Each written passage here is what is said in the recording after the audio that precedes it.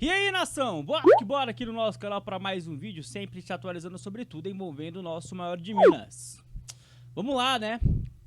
Vídeo pós Cruzeiro 1, Palestino 2, Palestino 2, Cruzeiro 1, né? Jogo no Chile. Já trouxemos um vídeo logo depois do nosso pós-jogo. Trouxemos aí falas de quem abriu a boca, né? Após a partida. E teve mais gente depois também falando sobre.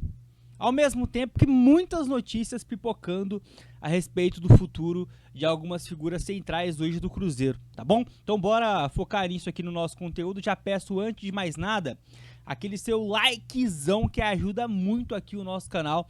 Bora colocar uma meta bem humilde aqui pra vocês de 300 joinha, fechou? Se inscreva, comenta e compartilha. Quero começar esse vídeo com o Dudu, beleza? Talvez a fala que mais tem repercutido nessas últimas horas. Não trouxe ontem, né? Logo depois do pós-jogo, porque ele fala bem depois, né, sobre o que vocês vão acompanhar a partir de agora. E como está na capa, na minha modesta opinião, o Dudu falou demais. E quando eu falo que ele fala, né, muito, eu digo que, na minha opinião, passou do ponto, né, no aspecto de meritocracia das palavras que ele mesmo cita. Bora acompanhar um pouquinho de alfinetada dele pra cima do nosso técnico Leonardo Jardim. Cara, pra mim eu não tô me sentindo, não me sinto bem, né? É ruim quando a gente é titular praticamente a vida toda e depois a gente começa a ser reserva, né? E a gente tem que se adaptar a esse estilo. No meu modo de ver, eu tava vendo uma sequência boa, né? Não sei por que o treinador optou, a gente respeita. Eu não sei por que optou por ter tirado do time. A gente respeita a opinião, é trabalhar, continuar trabalhando, treinando para a gente poder fazer o melhor, para a gente voltar à posição. E se não tiver que voltar também, torcer para os nossos jogadores que entraram desde o início poder fazer bons jogos. Tá aí, nação. Dá um pouquinho do que disse então o Eduardo, vulgo Dudu.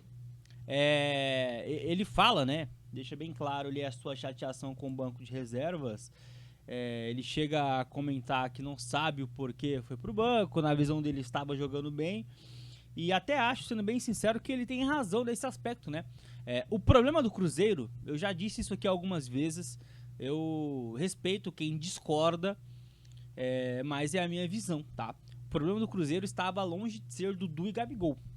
Ponto.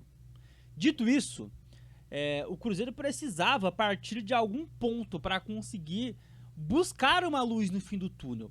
Porque naquelas seguidas partidas contra a América, depois dos jogos treinos, depois até mesmo o confronto contra o próprio Mirassol, os 2 jogos iniciais da Sul-Americana contra o União Santa Fé, Muxuque e Runa, enfim, estava muito claro que o Cruzeiro estava muito perdido. O Cruzeiro não tinha padrão tático, o Cruzeiro não conseguia minimamente, estruturalmente falando dentro de campo, manter uma equipe organizada com blocos altos ou baixos, uma equipe compacta, não existia, muitos buracos no meio campo. E aí, rapaziada, é hora de você abaixar um pouquinho a sua guarda e falar, pô, eu preciso iniciar de algum ponto. Foi o que o Leonardo Jardim fez.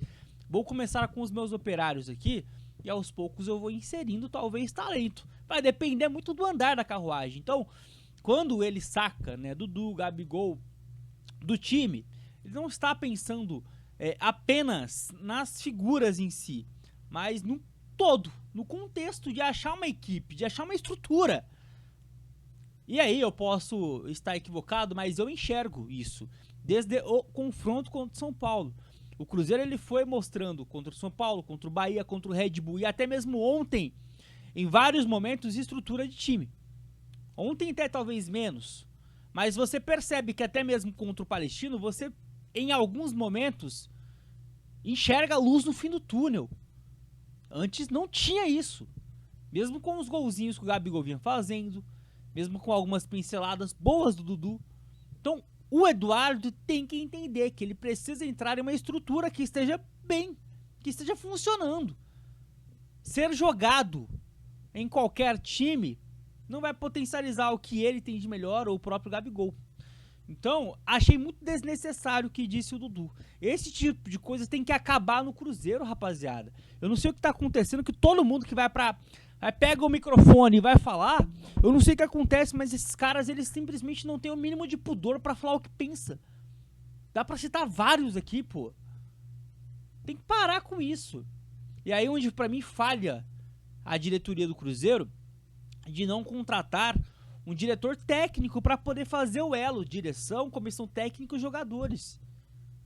Porque o Alexandre Matos, eu tenho todas as minhas críticas, já pedi a cabeça dele, mas ele também está acumulado de funções no Cruzeiro. Não dá também para ele fazer mais isso. É muita coisa. O Pedrinho já falou em várias entrevistas de enxugar, né, a folha, que tinha vários cargos lá que estavam flacionados no clube. Mas, cara, nem tudo é o que parece, Pedrinho. Você não é a melhor pessoa do mundo pra falar de estrutura, de futebol. Ouve as pessoas, porque tá faltando profissional na diretoria de futebol do Cruzeiro. Está faltando. E você mesmo também já assumiu na última entrevista, que você abriu a boca até demais. Então, assim, rapaziada, pra mim é um lego de coisas erradas. Que aí você junta e dá nesse atual momento do Cruzeiro. É fato. Mas sobre o Dudu é isso, na minha modesta e humilde opinião. Ele falou demais, tá? Falou demais da conta. Agora vamos para nossa próxima notícia, informação inclusive, né? E aqui eu, Gilmar Júnior, respeito muito esta pessoa. Fernando Rocha, jornalista, cruzeirense, é um cara que conhece muito do Cruzeiro e dos cruzeirenses que lá estão, amigo pessoal de vários. E quando ele fala, eu respeito. Eu vi, inclusive, muito cruzeirense, né? Alienado, eu vou falar alienado, que não sabe quem é o Fernando Rocha, ou como esse aqui, o Camelote Real, perguntando pro Fernando Afonte. Pô, irmão, vai entender um pouquinho quem que é o Fernando Rocha, tá? Muito mais prestígio do que vários jornalistas desses que vocês aí, ó, babam o ovo, tá? Pra falar de uma maneira bem chula. Mas o tweet dele ontem, nação, de ontem pra hoje, né? Já foi aí na virada de ontem pra hoje. Vou contar um bastidor pra vocês. O Portuga, no caso do Leonardo Jardim, está muito irritado com tudo. Antes do jogo contra o São Paulo, ele reuniu os jogadores e falou que iria pedir as contas se as coisas não andassem. Ou seja, né? Iria colocar o cargo à disposição. Andaram por pouco tempo, 2 rodadas, e voltamos à estaca 0, acorda Cruzeiro. Aí eu vou discordar do Fernando, eu acho que o Cruzeiro não está numa estaca 0.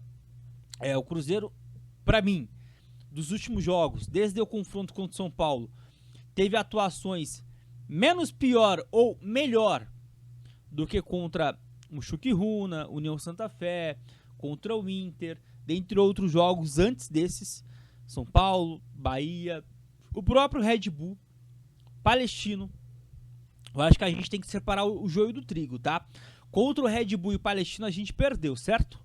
Mas poderíamos ter vencido. Poderíamos ter vencido. O Cruzeiro teve momentos nesses jogos para fazer o gol.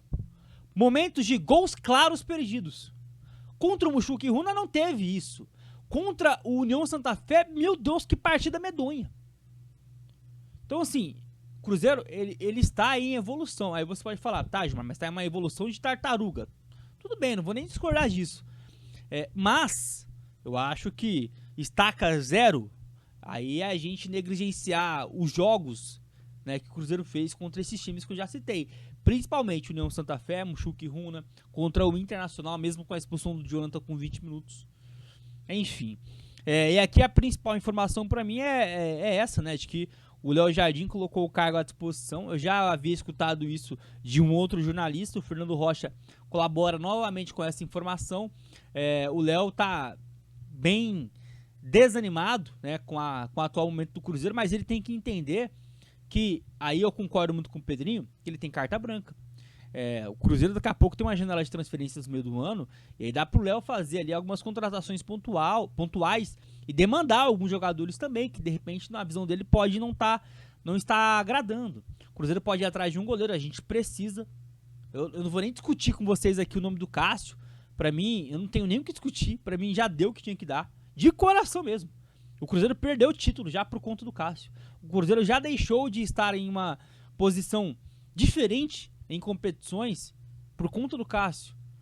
O que o Cássio fez ontem pra mim, o que o Cássio fez contra o Red Bull pra mim, cara, é o ponto final pra mim. Agora é só esperar a janela abrir pra gente ir atrás de outro goleiro. Precisamos, urgentemente, tá? E aí pode até manter o Cássio no gol, tudo bem. Não quer forçar, de repente, colocar ali o Léo Aragão, o Otávio, tudo bem. Mas, abriu a janela, vai atrás de um goleiro. Titular. Ponto. O Lautaro ontem foi fundamental pro Cruzeiro no melhor momento não ter aberto o placar. Ele teve 2 chances, não fez. Talvez a segunda estava impedido, mas nem foi marcado em campo, aí precisaria do VAR. É um cara que se não estivesse no elenco, estaria outro, e aí de repente outro com um potencial maior para poder de repente ter as oportunidades. Precisamos entender outros nomes ali que estão no elenco, mas parece que não estão. Cadê o Bolasie? Poderia ser o Bolasie no lugar do Lautaro ontem. O que está acontecendo fisicamente com ele? Então assim, são muitas perguntas e respostas que talvez o Leonardo Jardim já tenha. E aí com janelas ele vai conseguir ajustar. Eu daria carta branca pro Leonardo Jardim. Você vê o Santos no mercado atrás de técnico, cara, é desafiador para qualquer dirigente buscar um técnico minimamente confiante. Olha o Corinthians aí. Complicado. Mas tá aí a informação do Fernando Rocha sobre o fato do Léo Jardim ter colocado o cargo à disposição. Eu espero que ele permaneça no Cruzeiro por muito tempo, tá? Independente dos resultados que estão acontecendo, eu confio muito no trabalho do Portuga. E para finalizar, nação, o nosso vídeo, informação minha para vocês, tá bom? Ela não vai de encontro a algumas falas recentes do Pedrinho, mas não se enganem, tá? Pessoas de dentro do Cruzeiro, tá? Deixam bem claro o quanto Paulo Pelaipe e Alexandre Matos balançam no cargo. Esses caras não possuem mais o mesmo prestígio de meses atrás. Não possuem, tá? E a continuidade do trabalho depois do meio do ano é uma grande incógnita. Não serão demitidos agora, esquecem demissão. Eu vejo muita gente falando, demite uma... Não vai ser demitido agora, mas balançam para uma demissão ou no meio do ano ou no final do ano. Eu digo isso, tá? Porque são pessoas que a gente imaginaria que num projeto desse, tão audacioso, com dinheiro, né, sendo aplicado, com grandes contratações, enfim, você poderia ali imaginar uma vida mais longa, né? Mas não é o que deve acontecer, tá? Inclusive, Paulo Pelaipe pode tranquilamente ser demitido agora, nessa próxima janela, e o Alexandre Matos ter mais uma chance até o final do ano. Aguardemos, mas prestígio com o Pedrinho, como eles tinham antes, não possuem mais. A relação, inclusive, deles nem a mesma é. Sabe aquela relação de proximidade? Sorriso o tempo todo? De confiança, assim, com os olhos fechados? Não acontece mais. Cada vez...